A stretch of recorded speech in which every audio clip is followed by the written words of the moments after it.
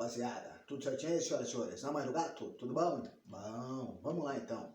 É o seguinte, meu chapa, hoje é suave, hoje é tranquilinho, hoje a gente só vai finalizar alguns pontos do nosso roteiro 8, que vai ajudar vocês a finalizar a apostila número 3, irmão? Tá bem tranquilinho, quem prestar atenção, acredito que não tenha dúvida para fazer os exercícios da apostila 3, mas mesmo assim a gente vai ter algumas aulas com as dúvidas, então já fica ligeiro aí na questão da dúvida para mandar para que eu consiga solucionar as dúvidas, certo?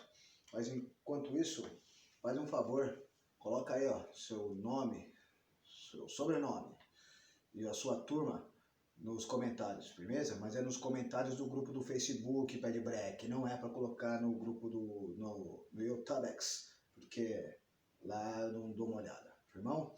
Então, se liga, porque a gente vai falar de alguns pontos que talvez eu não tenha deixado muito claro, que eu percebi que pode ser que alguém de vocês tenha dúvida. Já me apareceram duas dúvidas, então vou tentar solucionar agora, beleza?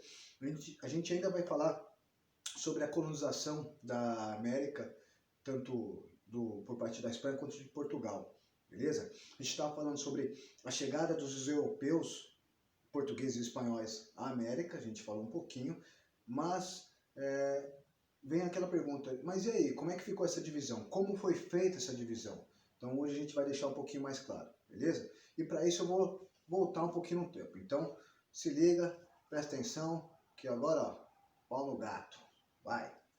Então a gente vai continuar falando um pouquinho sobre a questão da expansão marítima, mas mais precisamente sobre isso aqui, ó, sobre os tratados, os acordos que foram feitos entre Portugal e Espanha, que vão gerar, é óbvio, alguns problemas. Bom, o primeiro acordo feito por Portugal e Espanha na divisão do mundo que eles encontram, por quê? Portugal, tá aqui ó, Portugal vai tentar chegar até as Índias dando a volta na África, a Espanha tenta dando a volta ao mundo, só que ela não sabia que tinha uma terra aqui no meio, beleza?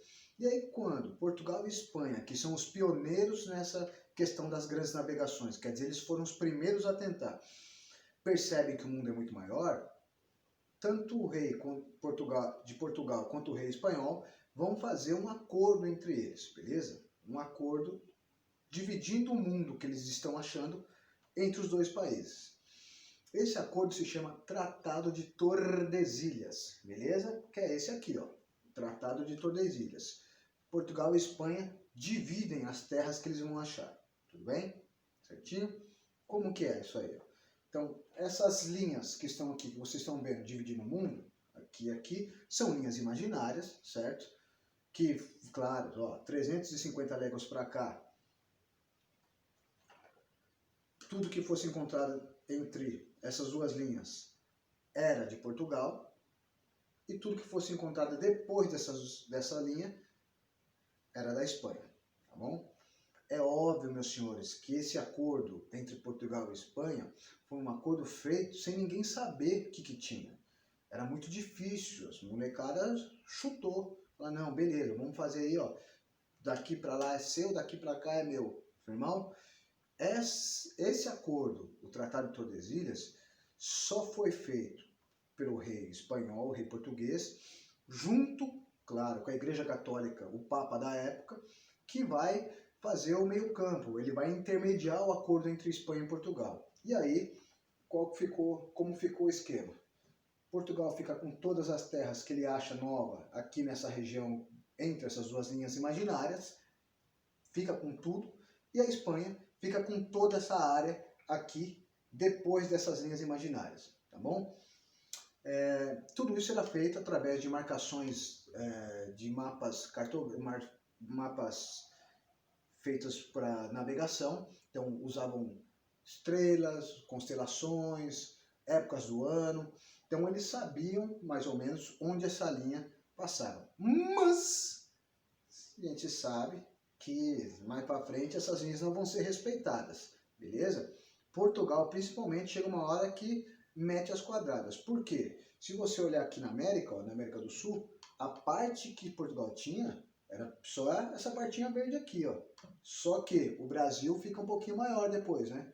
É justamente porque depois Portugal e Espanha refazem o Acordo de Tordesilhas, beleza? E aí Portugal fica com uma parte um pouquinho maior aqui da América do Sul. Mas calma lá. Bom, a questão é, se você reparar, a gente só falou de Portugal e Espanha, Portugal e Espanha, Portugal e Espanha. Só os dois falaram em divisão. Firmão? Esse bagulho tá errado, não tá não? Alguma coisa tá errada. Por quê? Porque outros países vão questionar.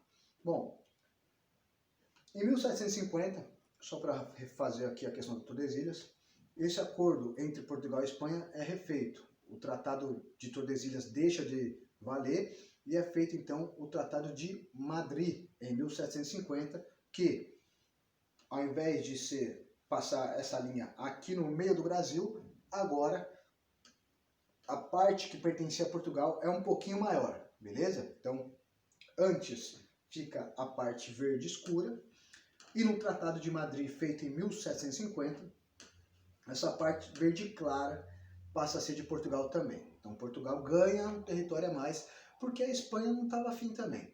Falar que a Espanha deu, nossa, a Espanha formou sangue bom. Não, esse território não era interessante para os espanhóis, porque não tinha nada que lhe interessasse.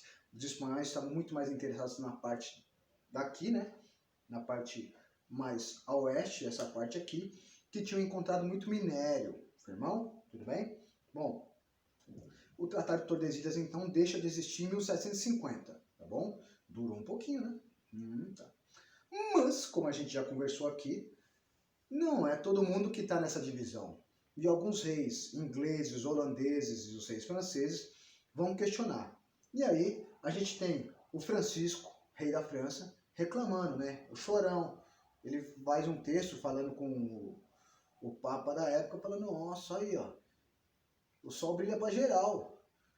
Onde é que está o documento que o Adão, o primeiro homem, de acordo com a Bíblia, deixou tudo para Portugal e Espanha? O rei francês reclama, utilizando a crença cristã, que ele também tem direito, beleza? Então, os franceses, os holandeses, os ingleses não estavam contentes com essa divisão. E é óbvio que eles não vão ficar parados também, eles vão vão invadir alguns territórios da Espanha e de Portugal, beleza?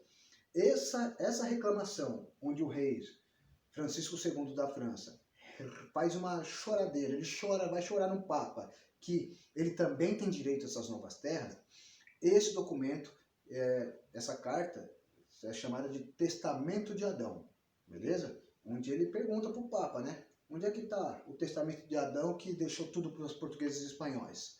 Tudo bem? Certinho? Na manha do gato? Agora, Testamento de Adão é fácil, né? Reclamação do rei francês. Bom, mas os caras não vão entregar nada, os franceses vão invadir, inclusive vão invadir o Brasil algumas vezes, porque eles também querem lucrar. Mas aí vem a questão, o lucro dessa época vem do quê? Será que eram os portugueses que trabalhavam? Será que eram os espanhóis que trabalhavam? Sei não, hein? Toda a produção, toda a riqueza produzida aqui na América, tanto pelos espanhóis quanto pelos portugueses, não saiu diretamente da mão deles, beleza? Os espanhóis vão utilizar a mão de obra indígena, beleza?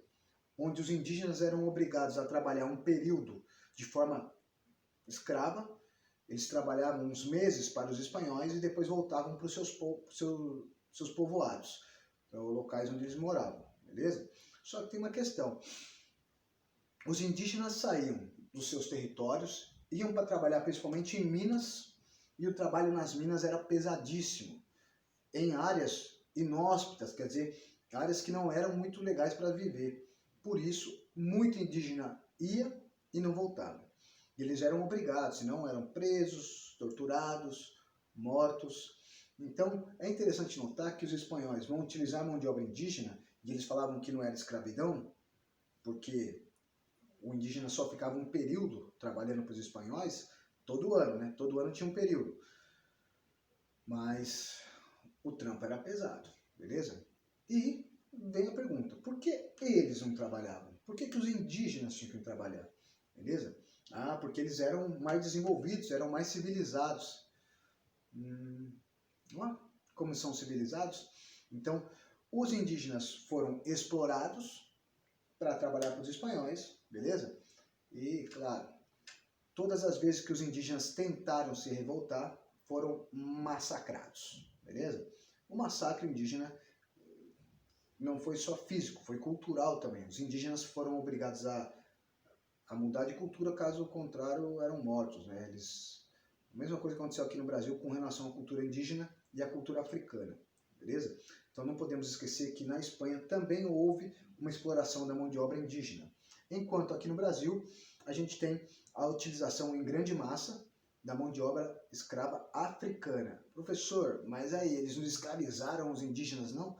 Aqui no Brasil também, só que não tanto quanto os africanos.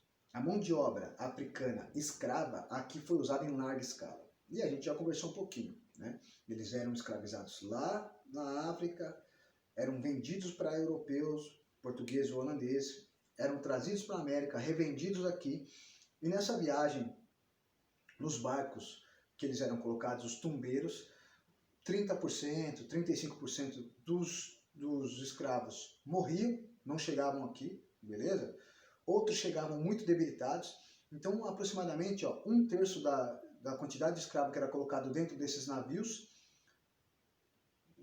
era que chegava viva para ser vendida, beleza? Por isso esses navios eram apelidados, né, de tumbeiros, porque eram basicamente tumbas. A probabilidade de você sair da África e chegar aqui vivo era bem menor, firmeza? Então a gente tem aqui uma pintura de um tumbeiro, né, na parte onde os escravos eram colocados. Se você vê, escravos não tinham qualquer tipo de higiene, não tinham banheiro, não tinham acesso a um conforto. É óbvio que os escravos aí, né, a doença se espalhava rapidamente entre os escravizados, firmeza? Mas é essa mão de obra aí que vai sustentar a economia brasileira durante mais de 300 anos, tá bom?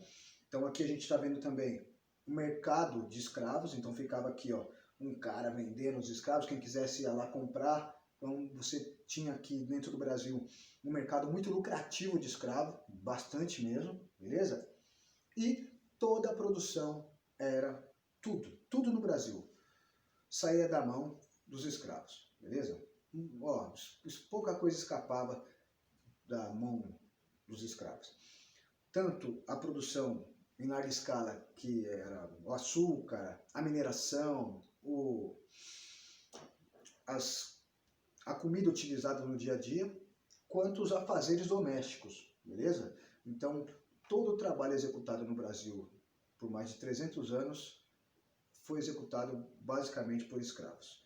Tinha trabalhador livre? Tinha trabalhador livre sim, mas era uma minoria muito pequena, beleza?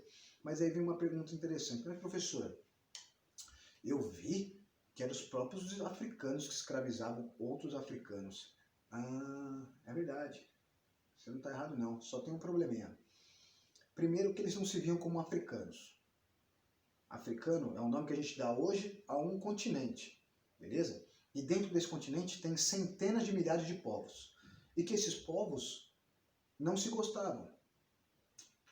E que brigavam entre si por terra, por rio, por várias outras coisas que a gente vê países civilizados brigando até hoje, certo? Que se dizem civilizados, desculpa. Esses africanos já se escravizavam sim antes da chegada dos europeus, só que eles não se tratavam como objeto. E outra, a quantidade de escravos que circulavam era pequena. Quando o europeu chega, quando o português chega lá e começa a ter contato, e ele percebe que há uma escravização por parte dos africanos uns com os outros, ele vai capitalizar, ele vai, digamos assim, fazer com que a coisa renda mais para ele, beleza? Então ele vai estimular algumas tribos africanas, inclusive dando armas para essas tribos africanas, para que elas capturassem umas às outras, tá bom? E aí pela primeira vez a gente vai ter uma escravidão em uma larga escala, mas enorme, enorme. E esses escravos passam a ser objetos. O ser humano vai ser objetificado, tá bom? E agora o escravo, ele vai ser de um tipo físico, o africano, o negro ou o preto, beleza? E aí, meus senhores, nós temos uma coisa que é horrenda. Por quê? Porque as leis e a religião, ou as religiões da época, justificavam a escravidão. Então, a gente tem que tomar muito cuidado, porque a gente escuta os caras falando, mas os escravos já se escravizavam. Não, não da forma como ocorria aqui. Como ocorreu depois que os europeus chegaram lá, beleza? Não transformando o ser humano em um objeto descartável. Então, meus senhores, a gente tem que tomar um pouquinho de cuidado, estudar um pouquinho mais de história para não cometer esses erros e passar uma vergonha enorme.